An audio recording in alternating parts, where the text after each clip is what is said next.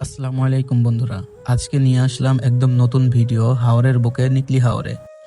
দেখুন কি অপূর্ব একটা জায়গা, দুই পাশে শুধু পানি আর পানি। আর আপনারা জানেন এই এলাকাটা আমাদের দেশের গর্ব, সাবেক রাষ্ট্রপতি মোহাম্মদ আব্দুল হামিদের এলাকা। তিনি নিজেই এই অঞ্চলের জন্য দারুণ সব উন্নয়ন করে গেছেন।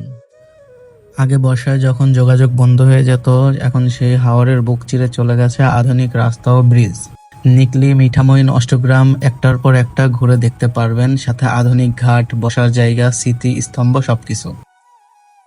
আকাশ, হাওর আর ইতিহাস তিনটার এক অদ্ভুত মিশেল এই নিকলি হাওর।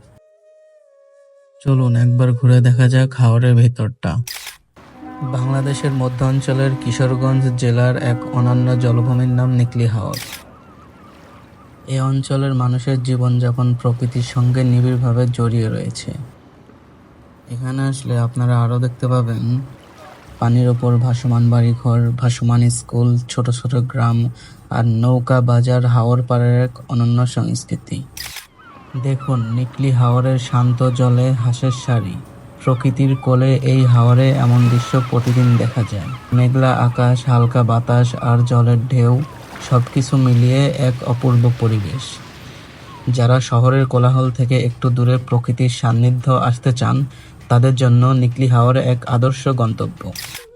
আমরা এখন চলে এসেছি নিকলি হাওরের প্রধান আকর্ষণ নিকলি সিন্ধুয়াবাদ সড়কে।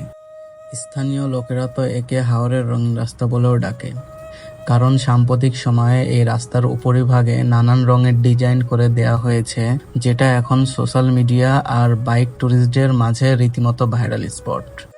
এই রাস্তার সবচেয়ে বড় আকর্ষণ হলো বাইক চালানোর জন্য একদম পারফেক্ট ট্র্যাক, ছবি তোলার জন্য অসাধারণ লোকেশন, আর ভোর বা সন্ধ্যার সময় যখন আলো ছায়ার খেলা হয়, তখন এই রাস্তা একদম জাদুর মতো দেখায়। অনেক বাইকার ট্রাভেলার তো একে বাংলাদেশের মিনি ভেনিস বলে মজা করে। দেখুন কি সুন্দর একটা রাস্তা। রাস্তার দুই পাশে শুধু পানি আর পানি, আর মাঝখানে এই মুক্তিযুদ্ধের স্মৃতিস্তম্ভ। এই জায়গায় এসে আসলেই গা শিউরে ওঠে।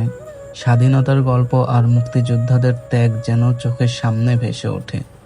সাবেক রাষ্ট্রপতি মোহাম্মদ আব্দুল হামিদ বাংলাদেশের শুধু সর্বোচ্চ পদ অলংকৃত করেই থেমে থাকেননি।